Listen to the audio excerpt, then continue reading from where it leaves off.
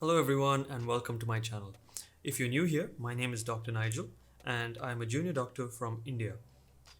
For the past couple of months, I have been making YouTube videos and I've been hosting mocks and teaching sessions online for people who are on their PLAB journeys. I recently passed my PLAB 2 exam in Jan of 2021, and I will be moving to the UK very soon for work in emergency medicine.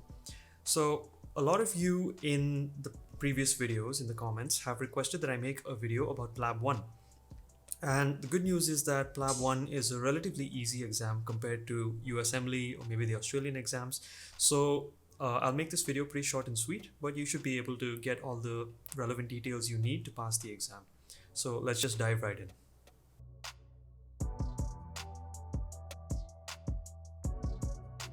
Okay, so before we get into the PLAB 1 examination, let's just quickly review what we know about the PLAB examinations overall. So PLAB stands for Professional and Linguistic Assessment Board Examinations, and it's a two-part exam that international medical graduate doctors have to take to start working in the UK. There are other pathways to start working in the UK as well, but they're beyond the scope of this video, and I may make further videos about them later on if you guys want them. Um, so getting back to PLAB 1, PLAB 1 is, like I said, it's a pretty straightforward exam. It's 180 questions that you have to answer within 3 hours. And if you calculate that, it's just one question every minute. And therein lies the actual issue, the difficulty in the PLAB 1 examination, is just the time management. So if you have prepared well enough, you will most likely be able to recognize most of the questions in the exam itself and be able to handle your time very, very easily. The questions in the exam can be short scenarios or long scenarios. And by that I mean each and every question, it can be either one or two lines or it can be an entire paragraph. So in my exam, I had some long questions that covered half the page, and there were some questions that were just one or two lines which you had to quickly read through and answer. They are also varying by difficulty. So some of them are easy, some of them are intermediate difficulty, and some of them are hard. And most commonly, most of the questions will be easy or intermediate with some hard questions peppered in throughout the exam. There is one correct answer out of 5 options also, but the good news is there's no negative marking, so you can answer all the questions you want without having to worry about them cutting your marks. So that's the good news. The exam covers many common conditions that are seen by trainees who are entering FY2 year of their training in the UK. So it'll mostly be common conditions that you have probably faced in your own country, and they're usually not very difficult questions either. So if you have studied well enough, I think you'll actually find the exam pretty straightforward and easy to get through. The questions, so in most of our countries, for example in India, we have the NEET exam where there will be a lot of memorizing and you would have to know some hard facts and sometimes facts that are just very vague and may not have much importance in the actual hospital setting. But in the PLAB exam, most questions are conceptual, with a couple of questions where you would need to know some important facts as well.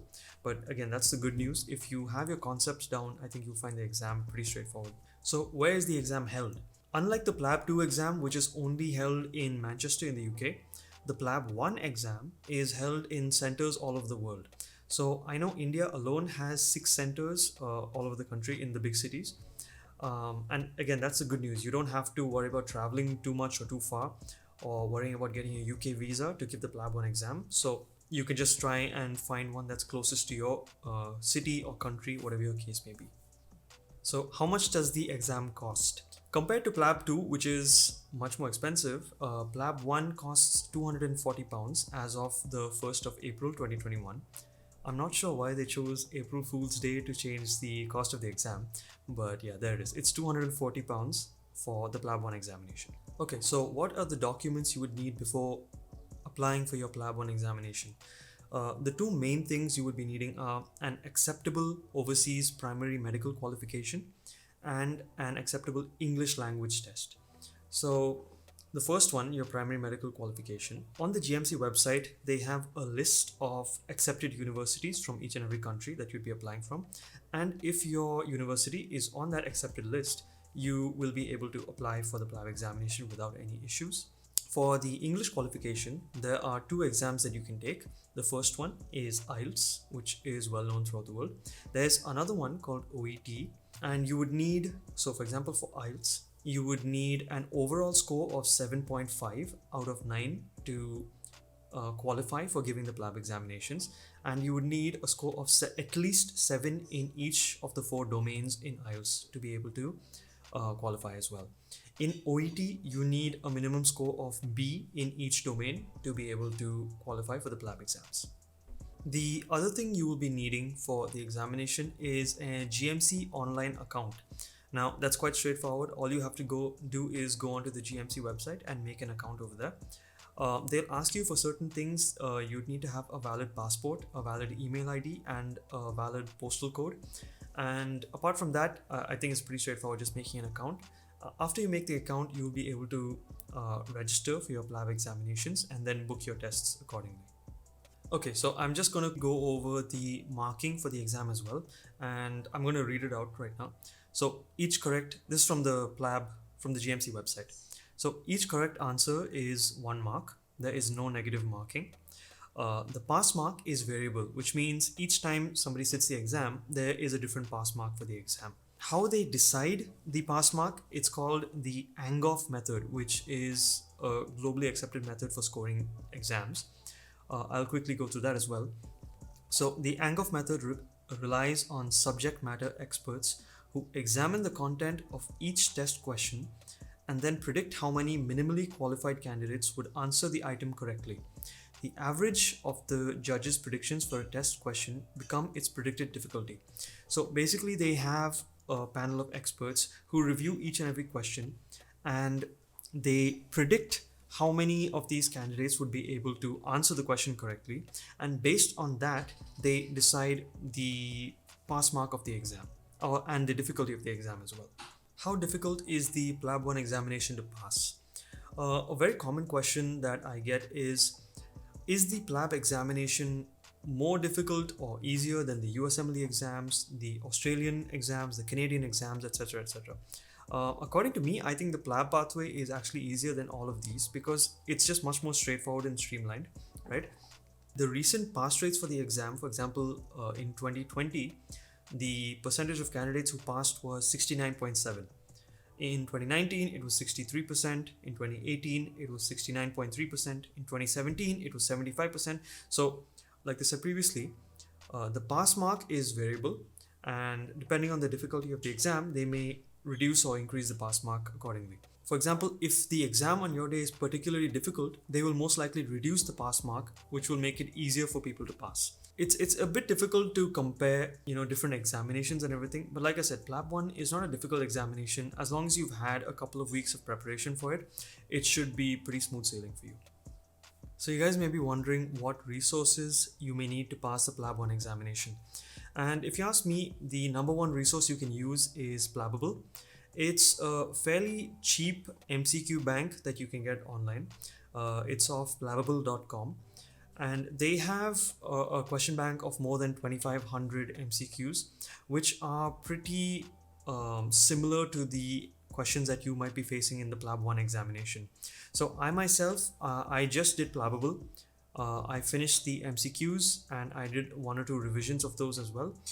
And I also, for any theory that I needed to refer to, I refer to the Oxford Handbook of Clinical Medicine as well. And those are the only 2 things that I used personally to get through the examination. If you're wondering about the cost of Plabable, like I said, it's pretty cheap. I think let me just see over here. It's £20 for 3 months or £25 for 5 months. And yeah, like I said, it's a question bank. They keep it pretty up to date, and I think Plabable is pretty much all you need to pass the PLAB 1 examination. There are other resources that you can use, extra ones that are pretty useful as well for free. So for example, you can find these on Facebook. There's something called Khalid's 1700 questions. So those are not recent though, but they are questions based off the MCQs that you get in the PLAB 1 examination. So if you want a free resource to get through, you can just find Khalid's 1700 questions off Facebook or off Google anyway. Another thing that you can try and do is do mocks for the exam. So again, like I said, those are available on Plabbable. The mocks, I would say, they're not so great for preparing for the exam itself, but they really, really help with time management. So I myself, I just did one mock to see if I was fitting within that 3 hour time frame of the exam. If you guys want, you can obviously do more mocks because they really, really help you with building your stamina for the exam and working on your time management. There are also clinchers available if you look for them on Facebook, on Google.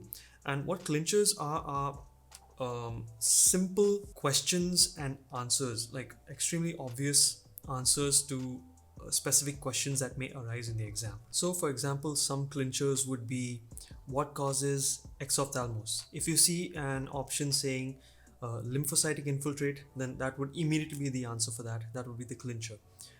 If you had a question asking what would cause a false positive for syphilis, then you could say the anti-cardiolipin antibody, which would be seen in SLE or APS or things like that. So, for example, those are the clinchers, and you would be able to find these clinchers online on Google or on Facebook, anywhere. And these are really, really extremely useful for the exam because you'll be able to answer the questions immediately and it'll save you a lot of time. Really, really helps with time management. So try and figure out those clinchers and try and keep them in mind before going into the exam. So on the exam day itself, they will let you know what time you have to go for the exam probably a week before, once your booking is confirmed and everything.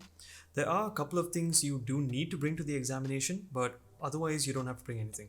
So you definitely have to bring your passport with you, or if you have any other valid identification. So the valid IDs that they would accept are the UK Immigration and Nationality Department identification document, Home Office travel document, UK driving license, and EU identity card.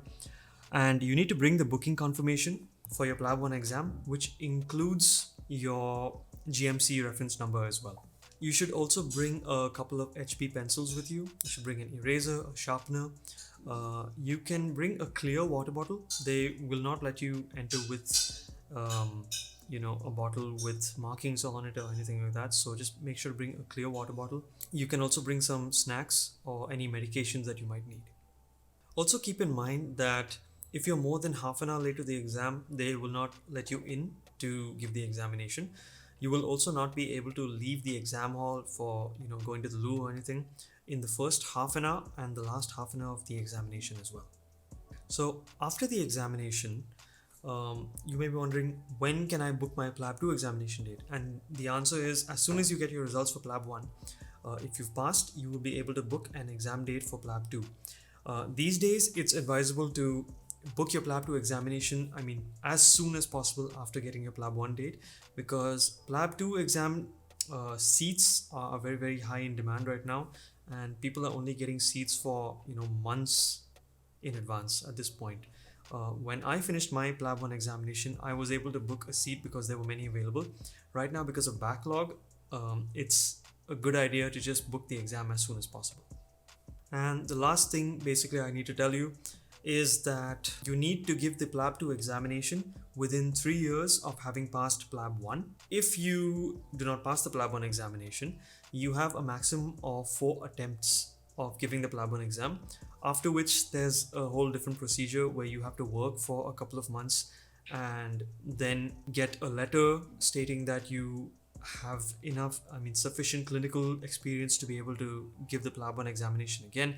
So basically the point being, it's obviously best to just try and pass in your first attempt. So try and get a couple of weeks off so that you can study for your PLAB 1 examination, because it's just a headache to have to give the whole thing again.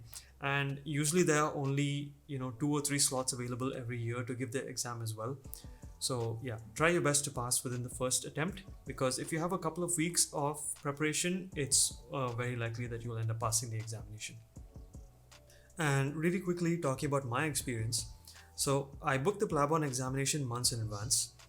This was in 2019. So I booked my seat for November 2019. I made the booking in May of 2019. And I spent I took some leave off work, and luckily my work allowed me to take about a month off so I could prepare for the examination. Out of that 1 month, I spent 1 week getting into that study mode, spending a couple of hours every day studying. and the remaining 3 weeks or so I spent it in very serious studying. So it was probably like 8 to 12 hours every day. And during that period, I was able to complete Plabbable once. I was able to read through the relevant sections of the Oxford Handbook of Clinical Medicine, and I was able to do two or three revisions of Plabbable as well, and I gave one mock.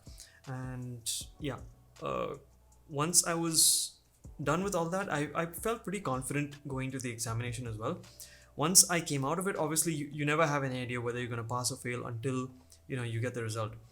I got the results about 3 weeks after I finished the exam, and I passed with about 80%. So I think, according to me, if I were to give the exam again, I would just pretty much do what I did the last time. I would do Plabbable, and I would refer to OHCM.